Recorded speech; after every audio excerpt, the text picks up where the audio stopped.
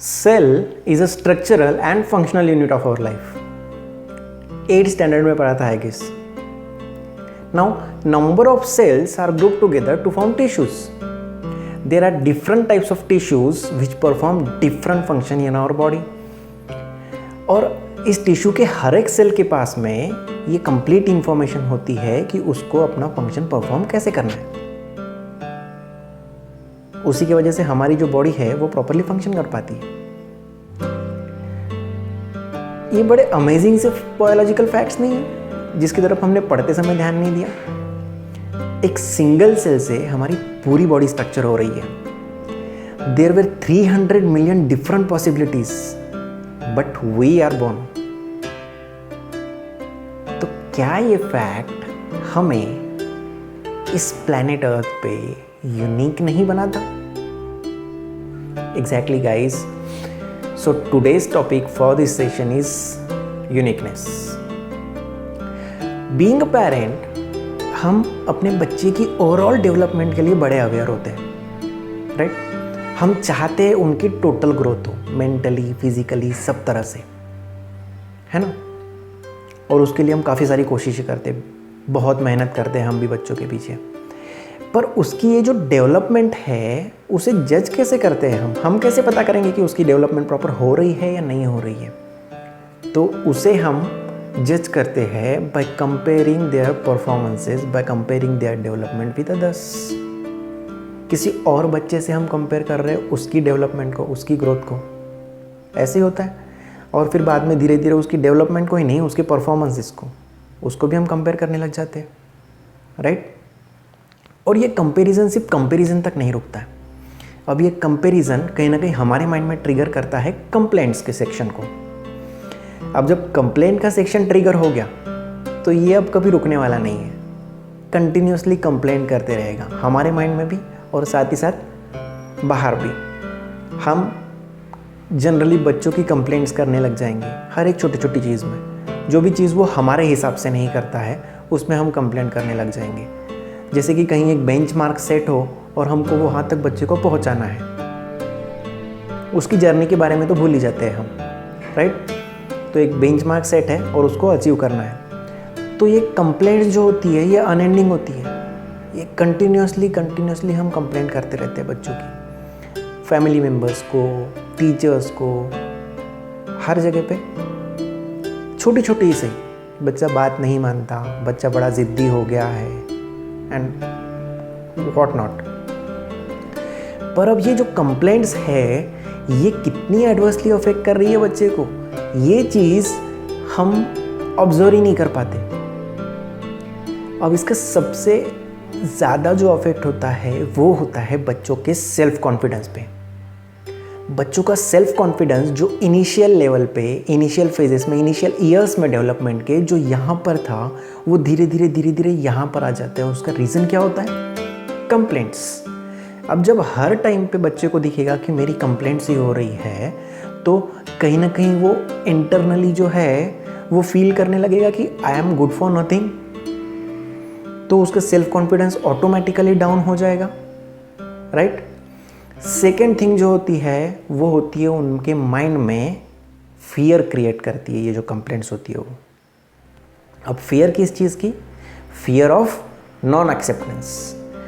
अब जब कंप्लेंट्स हो रही है तो बच्चों के माइंड पे फिर से एक चीज़ क्या ओवरलैप हो जाएगी कि मुझे मेरे पेरेंट्स एक्सेप्ट नहीं कर रहे हैं. कहीं ना कहीं बच्चों के माइंड में यही चले जाएगा. अब जब एक्सेप्ट नहीं कर रहे हैं तो इसका मतलब क्या हो गया? वो जो बच्चा हमारा नेचुरली जो भी चीज़ें करना चाहता है या फिर उसका माइंड उसे बताता है कि जो कुछ करना है तो वो नहीं कर पा रहा है, क्योंकि अब वो पहले सोचेगा कि पेरेंट्स क्या कहेंगे, राइट? अब जब वो ये सोचेगा इसका मतलब he is learning from the observations. और अब जब वो चीज़ें करना चाह रहा है बट फियर एक क्रिएट है माइंड में, तो उसकी नेचुरल डेवलपमेंट कहीं ना कहीं अफेक्ट हो गई है. मतलब एक छोटी सी फियर से हमने उसकी जो डेवलपमेंट थी वहाँ पर कहीं ना कहीं बैन लगा दिया है कुछ हद तक. थर्ड थिंग जो होती है, बच्चा ऑब्जर्व करेगा हम एक कंप्लेंट करते हुए.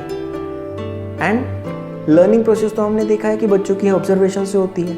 इसका मतलब बच्चा कहीं ना कहीं क्या सीखेगा, कंप्लेंट करना। अब उसकी भी हैबिट हो जाएगी कंप्लेंट करने की। वो कंप्लेंट करेगा अपने फ्रेंड्स के बारे में, कंप्लेंट करेगा हमारे बारे में किसी और फैमिली मेम्बर्स के पास में, कंप्लेंट करेगा किसी और फैमिली मेम्बर्स की, कंप्लेंट करेगा नेचर की कि भाई ये चीज़ इस तरीके से नहीं हुई, उस तरीके से नहीं हुई। होगा या नहीं होगा? ऑब्वियसली। तो एक कंप्लेंट की साइकिल बन गई उसके भी माइंड में, उसकी भी हैबिट हो गई कंप्लेंट्स करने की। और जहाँ पर कंप्लेंट्स आ गई वहाँ पर ग्रेटफुलनेस वैनिश हो गई, इजंट इट? तो ऐसी पॉजिटिव एनर्जी जो नेचर से फ्लो हो रही है हमारे बच्चे की तरफ, ऐसी पॉजिटिव एनर्जी वो ब्लॉक हो गई because he is continuously complaining now. तो इतने सारे एडवर्स इफेक्ट हैं एक सिर्फ कंप्लेंट के, जिसकी तरफ हम ध्यान भी नहीं देते। और एक चीज़ जो इससे भी ज़्यादा डेंजरस है वो ये है कि हम अपने बच्चे की परफॉर्मेंसेस कनेक्ट कर देते हैं हमारी इमेज से, कि अगर बच्चे ने प्रॉपरली परफॉर्म नहीं किया, बच्चे की अगर प्रॉपर फिजिकल या मेंटल ग्रोथ नहीं हो रही है, तो उसके लिए कहीं ना कहीं हम जिम्मेदार हैं। ऐसा हम सोचने लगते। और हम क्यों सोचते कि भाई लोग ऐसा ही सोचेंगे हमारे बारे में कि we are not good parents.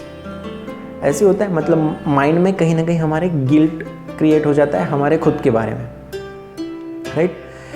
और ये होता किस वजह से है? क्योंकि हम कंपेयर करते हैं यहाँ पर भी फिर से हमारे चाइल्ड के साथ में रिलेशनशिप को, किससे? किसी और पेरेंट चाइल्ड रिलेशनशिप के साथ में। बट इस टाइम पे हम ये भूल जाते हैं कि each and every person on this planet earth is a unique one.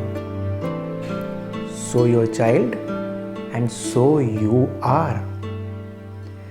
अब जो पेरेंट और चाइल्ड दोनों ही यूनिक हुए, तो क्या उनकी रिलेशनशिप यूनिक नहीं हुई? अब जब ये रिलेशनशिप यूनिक है, पेरेंट यूनिक है, बच्चा यूनिक है, तो अब यहाँ पर कंपैरिजन का सवाल ही नहीं उठता है, क्योंकि uniqueness is not mean for comparison. Uniqueness में सिर्फ उसकी ब्यूटी को एंजॉय किया जाता है। तो क्या हमें ये नहीं सीखना होगा कि हम अपने चाइल्ड के रिलेशनशिप को एंजॉय कैसे करें? क्योंकि अगर हम एंजॉय करने लग गए तो हमारा बच्चा भी एंजॉय करने लग जाएगा। और अब जब बच्चा भी हमारे इस रिलेशनशिप को एंजॉय कर रहा है, तो वो जो एनर्जी फ्लो है नेचर का, उसको हम स्मूथली जाने दे रहे हैं, राइट?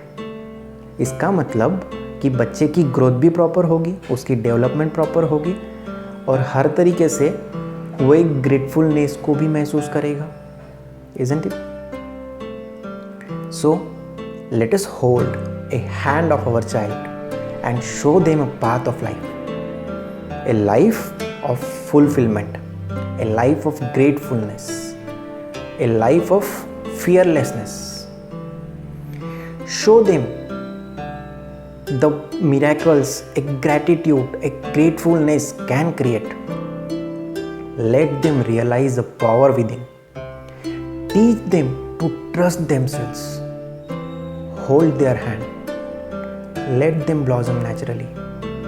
और बिखेरने दीजिए उनको वो खुशबू, जिस खुशबू को बिखेरने के लिए वो इस धरती पर आए हैं।